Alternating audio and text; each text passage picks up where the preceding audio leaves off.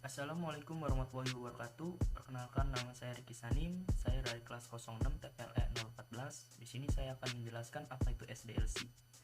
SDLC kepanjangan dari System Development Life Cycle. Pengertian SDLC. SDLC adalah kerangka kerja atau model manajemen proyek terstruktur yang menguraikan fase-fase yang diperlukan untuk membangun sistem IT dari awal hingga hasil akhir. Tujuan dari software development life cycle adalah untuk menciptakan proses produksi yang efektif dan berkualitas tinggi agar dapat memenuhi atau melampaui harapan klien sesuai dengan anggaran dan jadwal yang telah ditentukan. Mengapa SDLC penting? Apa keuntungan menerapkan SDLC? Baik, di sini saya akan menjelaskannya. Pertama, SDLC dapat membantu perencanaan, estimasi, dan penjadwalan proyek dengan baik. Selanjutnya, kontrol proyek dapat dilakukan dengan lebih mudah. Semua pemangku kepentingan dapat mengetahui bagaimana siklus pengembangan software secara transparan. Selanjutnya dapat mempercepat proses pengembangan software, mengurangi resiko proyek, dan dapat mengurangi biaya manajemen proyek, biaya produksi, dan meningkatkan hubungan yang baik dengan klien. Tahapan SDLC.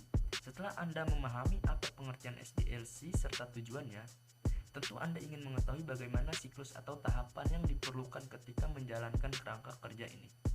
Di sini saya akan menyebutkannya. Pertama ada planning, kedua ada analisis, ketiga ada design, keempat ada implementation, kelima ada testing, dan terakhir ada maintenance. Jadi ada 6 tahapan SDLC. Pertama, planning. Planning adalah tahapan perencanaan di mana tim akan mengidentifikasi dan menentukan skup atau ruang lingkup yang perlu dilakukan dalam proses pengembangan proyek. Pada tahap ini, tim juga akan mengumpulkan semua informasi yang dibutuhkan dalam proses pengembangan software dari para pemangku kepentingan. Setelah itu, tim akan merencanakan struktur tim frame, budget, security, dan berbagai faktor penting lain yang dibutuhkan untuk pengembangan software. Tahapan kedua ada analisis. Analisis, pada tahap ini tim akan menganalisis kebutuhan fungsional sistem. Jadi tim akan melakukan analisis untuk mengetahui apa masalah bisnis, apa target yang ingin dicapai, apa tujuan utama dari pengembangan software tersebut, apa fungsi dari software yang akan dikembangkan. Analisis ini diperlukan dalam tahapan SDLC agar produk nantinya akan memiliki hasil akhir yang sesuai dengan ekspektasi klien. Selanjutnya ada desain. Berdasarkan rekrutmen yang telah ditentukan sebelumnya, maka tim akan membuat rencana desain atau spesifikasi desain.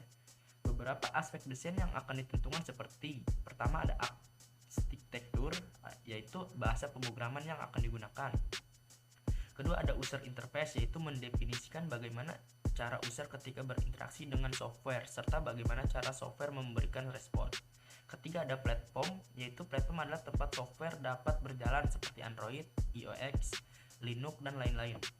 Terakhir ada security, yaitu langkah-langkah untuk mengamankan sistem software seperti enkripsi lalu lintas SSL, perlindungan kata sandi, atau yang lain. Selanjutnya ada implementation. Setelah fase pengujian perangkat lunak selesai dan tidak ada bug yang tersisa pada sistem, maka tahap implementasi dapat dimulai. Tahap ini biasanya juga disebut dengan tahap deployment. Tujuan dari tahap ini adalah untuk mendeploy perangkat lunak ke lingkungan produksi sehingga user dapat memulai menggunakannya. Selanjutnya ada tahap testing. Tahap SDLC ini akan melibatkan para software quality assurance atau QA untuk melakukan pengujian pada sistem dan menilai apakah software dapat bekerja sesuai dengan fungsionalitas yang diharapkan. Tim QA akan menguji semua area software untuk memastikannya bahwa sistem terbebas dari cacat, error, ataupun bug. Jika ternyata masalah ditemukan di dalam software yang dikembangkan, maka tim QA akan mengonfirmasikan dengan tim pengembang agar perbaikan dapat segera dilakukan. Selanjutnya yaitu yang terakhir ada tahapan maintenance atau pemeliharaan software. Di tahap ini tim akan melakukan pemeliharaan sistem dan rutin melakukan pembaruan agar kinerja software tetap dapat optimal. Biasanya beberapa aktivitas maintenance yang dilakukan yaitu perbaikan bug, upgrade sistem, peningkatan fitur. Kesimpulannya yaitu jika Anda memiliki rencana untuk mengembangkan sebuah produk digital baik itu aplikasi ataupun website, maka perlu diperhatikan bahwa proses pengembangan yang dilakukan harus mengikuti salah satu model SDLC. Dengan mengikuti siklus dan tahapan SDLC yang tersedia di dalam kerangka kerja tersebut, maka Anda dan tim pengembang dapat bekerja dengan lebih terorganisir, terstruktur, dan terkontrol sehingga Anda dapat menghasilkan produk akhir yang berkualitas tinggi. Berikut ini adalah referensinya. Cukup sekian dari saya, kurang lebihnya mohon maaf. Assalamualaikum warahmatullahi wabarakatuh.